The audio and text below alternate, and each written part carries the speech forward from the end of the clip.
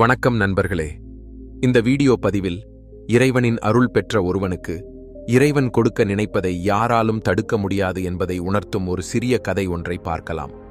இதுவரை நமது சேனலை சப்ஸ்கிரைப் செய்யாதவர்கள் மறக்காமல் சப்ஸ்கிரைப் செய்து கொள்ளவும்.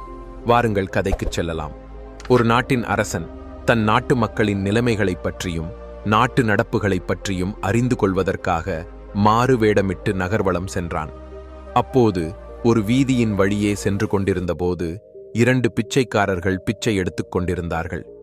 அவர்களில் ஒருவன் இறைவனின் நாமத்தை சொல்லி இறைவனை வேண்டி மக்களிடம் பிச்சை கேட்டுக்கொண்டிருந்தார்கள். ஆனால் மற்றொரு பிச்சைக்காரனோ அரசனின் பெயரை சொல்லி அவரை வேண்டி மக்களிடம் பிச்சை கேட்டுக்கொண்டிருந்தான். இதை கவனித்த அரசனுக்கு ஆச்சரியம். நகர்வலம் முடிந்து அரண்மனைக்கு சென்ற அரசன் தனது காவலர்களிடம் அந்த 2 பிச்சைக்காரர்களையும் அரசு சபைக்கு அழைத்து வரச் சொல்லி கட்டளையிட்டான்.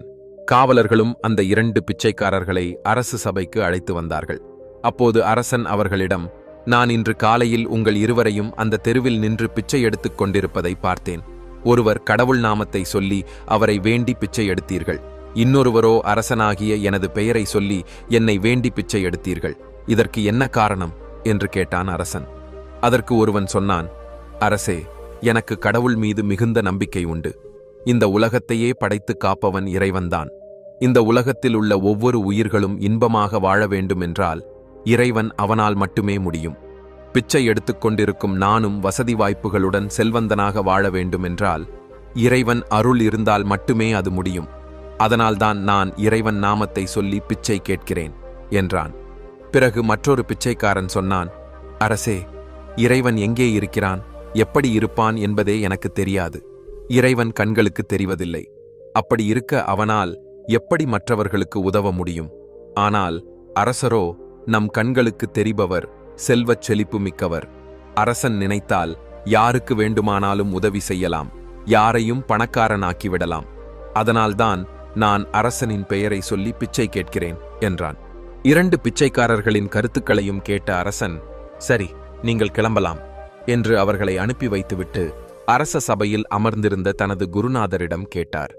குருவே, இப்போது அந்த 2 பிச்சைக்காரர்கள் கூறிய கருத்தையும் கேட்டீர்கள் அல்லவா? யார் கூறியது சரியாக இருக்க முடியும் என்று சொல்லுங்கள் என்றான் அரசன். அதற்கு குருநாதர் சொன்னார், அரசே, முதல் பிச்சைக்காரன் கூறியதுதான் சரி. இறைவன்தான் இந்த உலகத்தையும் உலகத்தில் உள்ள ஒவ்வொரு உயிர்களையும் படைத்தவன். அந்த அனைத்து உயிர்களும் எந்தவித குறையில்லாமல் ஆரோக்கியத்துடன் மகிழ்ச்சியாக வாழ வேண்டுமென்றால் அதற்கு இறைவனின் அருள் அவசியம். ஒருவனுக்கு இறைவனின் அருளும் இறைவனின் கடைக்கண் பார்வையும் கிடைத்துவிட்டால் அவனால் செல்வச் செழிப்புடன் மகிழ்ச்சியாக வாழ முடியும். இறைவன் கொடுக்க நினைப்பதை யாராலும் தடுக்க முடியாது.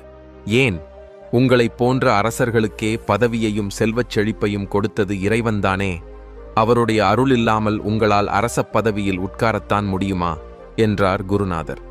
குருநாதர் கூறியதை கேட்ட அரசனும், நேரம் வரும்போது இறைவன் அருளா அல்லது அரசனின் அருளா என்று பார்த்துவிடலாம் என மனதில் நினைத்துக்கொண்டே அரச சபையில் இருந்து கிளம்பினான். சில நாட்களுக்கு பிறகு அரசனுக்கு ஆண் குழந்தை ஒன்று பிறந்தது. மிகவும் மகிழ்ச்சி அடைந்த அரசன் அதை ஒரு திருவிழாவைப் போலவே கொண்டாடினான். நாட்டு மக்கள் அனைவருக்கும் பரிசுப் பொருட்கள் தருவதாக அறிவித்தான். அறிவிப்பை கேள்விப்பட்ட மக்கள் அனைவரும் மகிழ்ச்சியுடன் அரண்மனைக்கு வந்தார்கள். அந்த மக்கள் கூட்டத்தில் அந்த 2 பிச்சைக்காரர்களும் இருந்ததை கவனித்த அரசன், சரி, இன்று இறைவன் அருளா அல்லது அரசனின் அருளா என்பதை பார்த்துவிடலாம் என முடிவு செய்து வந்த அனைவருக்கும் புதிய துணி ஒன்றும் அதனுடன் சேர்த்து பூசணிக்காய் ஒன்றையும் பரிசளித்தான்.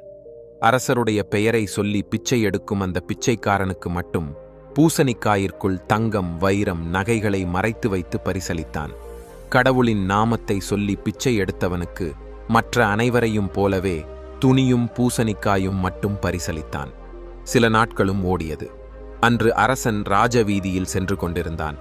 அப்போது அரசன் பெயரை சொல்லி பிச்சை எடுக்கும் அதே பிச்சைக்காரன் அன்றும் எப்போதும் போலவே அரசன் பெயரை சொல்லி பிச்சை எடுத்துக் கொண்டிருந்தான்.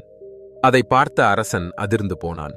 தான் பூசணிக்காயில் தங்க, வைர நகைகளை வைத்து பரிசளித்தும் இவன் இன்னும் பிச்சை எடுத்துக் கொண்டிருக்கிறானே, இவனை என்ன செய்வது என்று யோசித்துக்கொண்டே அவனிடம் அரசன் சென்றான். நான் தான் உனக்கு தேவையான பரிசை அன்று அளித்தேனே, ஆனால் அதற்குப் பிறகும் நீ பிச்சை எடுக்க வேண்டிய அவசியம் என்ன என்று கேட்டான். அதற்கு அந்த பிச்சைக்காரன் சொன்னான், அரசே, அன்று நீங்கள் ஒரு புதிய துணியும் ஒரு பூசணிக்காயும் கொடுத்தீர்கள். அந்த துணி இப்போது பழசாகிவிட்டது. அந்த பூசணிக்காயை சிறிது பணம் வாங்கிக் கொண்டு ஒருவனிடம் அன்றே விற்றுவிட்டேன். அந்த பணத்தை வைத்து எவ்வளவு நாள் உணவு உண்பது? அதனால்தான் மீண்டும் பிச்சை எடுக்க வந்துவிட்டேன் என்றான். அதை கேட்ட அரசன் கோபமடைந்து, அடே முட்டாளே, நான் உனக்கு பரிசளித்த பூசணிக்காயில் தங்க நகைகளையும் வைர நகைகளையும் மறைத்து வைத்து கொடுத்தேனே, நீ அதை வெட்டி பார்த்திருந்தாலே உனக்கு தெரிந்திருக்குமே என அவனை திட்டிக்கொண்டே அங்கிருந்து புறப்பட்டான். சிறிது தூரம் சென்றபோது செல்வந்தன் ஒருவன் புதியதாக கடை ஒன்று திறந்திருப்பதை பார்த்த அரசன், அவனை எங்கேயோ பார்த்திருக்கிறோமே என நினைத்தான். அடடா, இவன் கடவுளின் நாமத்தை சொல்லி பிச்சை எடுத்த அந்த பிச்சைக்காரன்தானே என்று எண்ணிக்கொண்டே அவனிடம் சென்றான். அவனிடம், ஆமாம், நீ முதலில் பிச்சைதான் எடுத்துக் கொண்டிருந்தாய், பிறகு எப்படி இவ்வளவு பெரிய பணக்காரன் ஆகிவிட்டாய் என்று கேட்டான். அதற்கு அவன் சொன்னான், அரசே, முன்பு நான் பிச்சைக்காரனாக இருந்தாலும் எனது தந்தை இறந்த தினம் வரும்போது என்னால் முடிந்த சிலருக்கு இறைவனின் பெயரை சொல்லி அன்னதானம் செய்வது வழக்கம். அன்றும் அதேபோல் எனது தந்தை இறந்த தினம் வந்தது. அன்னதானம் செய்வதற்காக ஒருவனிடம் சிறிது பணம் கொடுத்து ஒரு பூசணிக்காயை வாங்கினேன். அதை சமைப்பதற்காக வெட்டியபோது அதனுள் தங்க நகைகளும் வைர நகைகளும் இருப்பதை பார்த்தேன். நான் நம்பிய இறைவன் என்னை கைவிடவில்லை. இறைவன் அருளால் இன்று நான் செல்வந்தன் ஆகிவிட்டேன் என்றான்.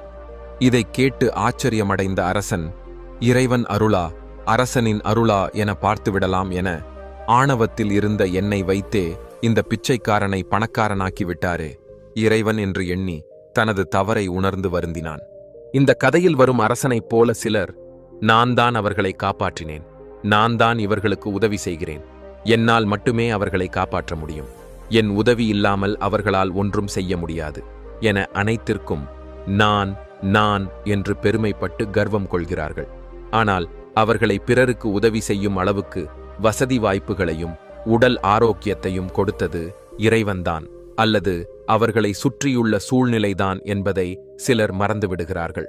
ஒருவனுக்கு இறைவன் அருள் கிடைக்கும்போது அவனுக்கு இறைவன் கொடுக்க நினைப்பதை யாராலும் தடுக்க முடியாது. இங்கு கூறப்பட்ட இந்த சிறிய கதை உங்களுக்கு பிடித்ததாகவும் பயனுள்ளதாகவும் இருந்ததென்றால் நமது சேனலை சப்ஸ்கிரைப் செய்து பக்கத்தில் இருக்கும் பெல் ஐகானை கிளிக் செய்து கொள்ளுங்கள். இந்த பதிவை பற்றிய உங்களது மேலான கருத்துக்களை கமெண்டில் தெரிவியுங்கள். பார்க்கலாம் நண்பர்களே.